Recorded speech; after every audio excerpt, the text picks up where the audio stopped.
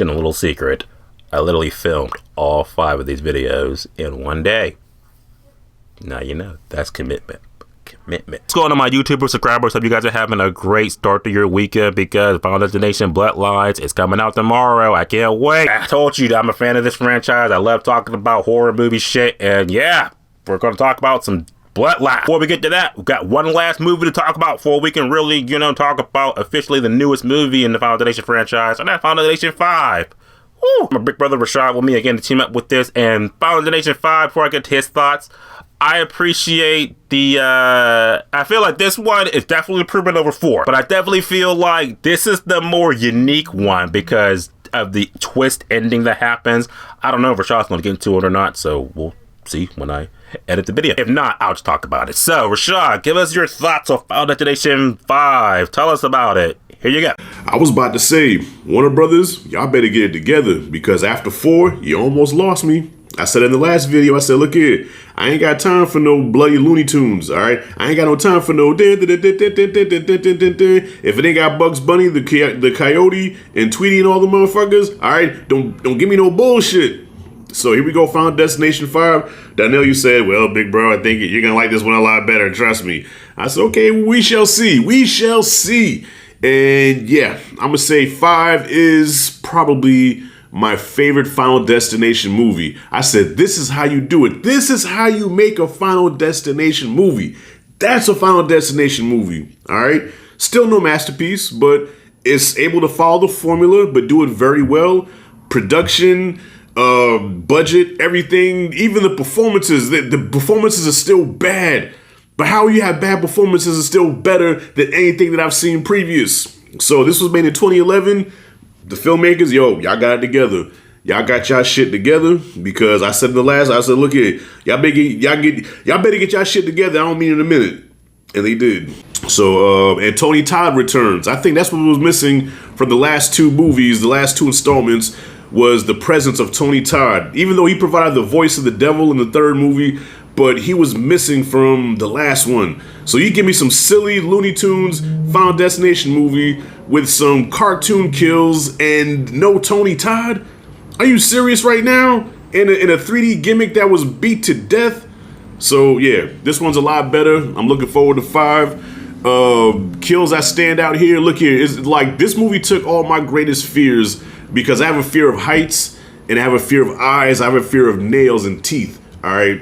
So the beginning got me. The beginning, I had full anxiety watching this, because like I said, I'm scared of heights. So the whole thing with the bridge, that's probably the best Final Destination opening. And then the scene where the girl had the eye, where the eye was like this and the laser was, I was like, I hate that shit, But I tell you, the funniest part was when your boy went to go see the acupuncture with the fine Asian girl, who, when he got to the room, ended up being the old Asian lady. But listen, them old ladies, look, that's a lesson for you. Just because they're young and tender and look good, don't mean they're going to do you right. It be them old ones that really get you where you need to be. All right? So, Shannon Sharp, there. Anyways, y'all, yeah, this was a good time. I ain't going to take much more time here. Darnell, I guess this wraps up our Final Destination series. Well, I guess we're going to review the new one.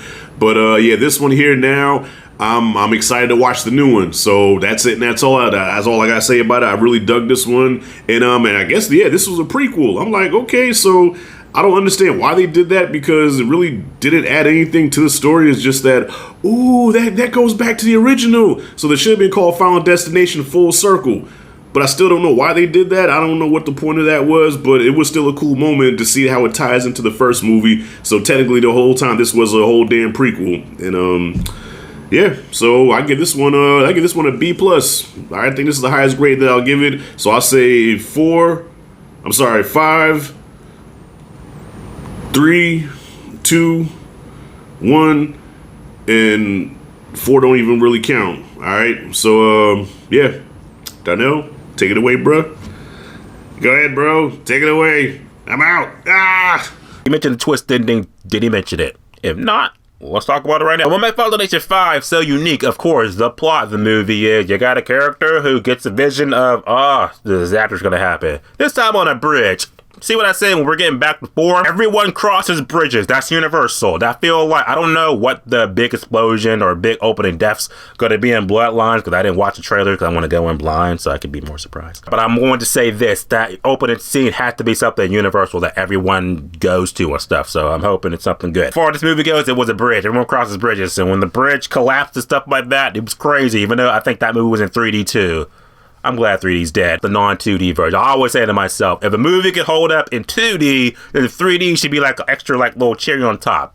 You should be able to watch it and enjoy it with or without 3D. And this one you can watch without the 3D. And I felt like the bridge scene was crazy. So of course, you know, my man gets his people off the bridge. And now Death's like, well, you cheated me out of 5 souls. So now, gotta get to work. What made this movie more unique is that if you haven't seen it, then spoilers, I guess. This movie's actually a prequel to the first movie. So even though it's called Father Nation 5, this really is, technically speaking, the first movie in the franchise, because the way the movie ends is that our characters survive the deaths and shit like that. They survive it, and then they get on a plane. You're just like, oh, they get on a plane going to Paris. Even though there were clues sprinkled out throughout the movie, but it was like those subtle clues that you gotta have a keen eye to, like, oh, they did say that. They're on a plane to Paris, and you're just like, okay, cool. And they're on a plane, it's all dark, stormy and shit. And next thing you know, you see the characters from Final Nation 1, you're just like, yeah, you're just like, oh shit, they're on flight 180. So you already know, like, this plane is destined to go down.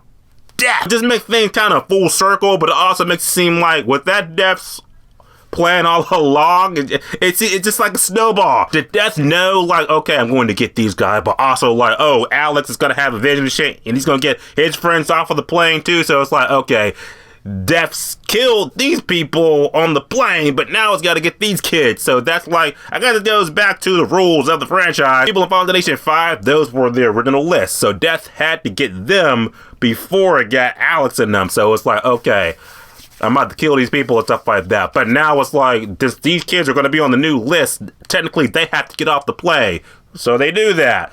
And now they're put on the new list, and it's crazy, isn't it? You really break it down, it's really some complicated shit, but just know that no one escapes death or taxes. I will say the deaths were elaborate, but a little CGI. Like the first death where the girl is on the gymnastics and she flips, breaks her back to her leg, I was like, very painful, hate seeing broken bones, but also kind of like, that looked very CGI. 2000s, those early 2010s. Also, the deaths got a little bit lazy in the last half of the movie, which is like people were just getting taken out by hooks and flying wrenches and shit. So, oh wow. They did introduce a new concept where it's like, oh, if you kill someone, you get their lives, but that was like never ever talked about in the other movies. So, who knows? Also, I went this long time without talking about Tony Todd, who's the mascot of this entire movie. I'm glad it's going to be in Bloodlines, so let's see what he does next. As far as this movie goes, Final Nation 5, like I said, as far as the ending of the movie, which is like the saving grace of this whole thing, because it could have been another Final Nation 4, it could have sucked. I feel like Final Nation 5 is unique enough as a prequel, a surprise prequel and shit, that I'm just like, I appreciate it a little bit more. You could watch 1, 2, maybe 3, because I just like 3. Then watch Final Nation 5 and just be like, oh, shit's one whole circle. Kind of like Rogue One and New Hope. Perfect. So that's all the Final Nation movies. We got them all done, Rashad. Yay! So now we can talk about Bloodlines tomorrow. I'm going to see it. I'm going to enjoy it. I can't wait. I have to see it early, and then I have to put it up early, and then I'm going to just ruin the fucking timeline. So if I do see it early, as much as I like those reviews, those early engagements, I'll just wait till Thursday. So they will all be in one sequence.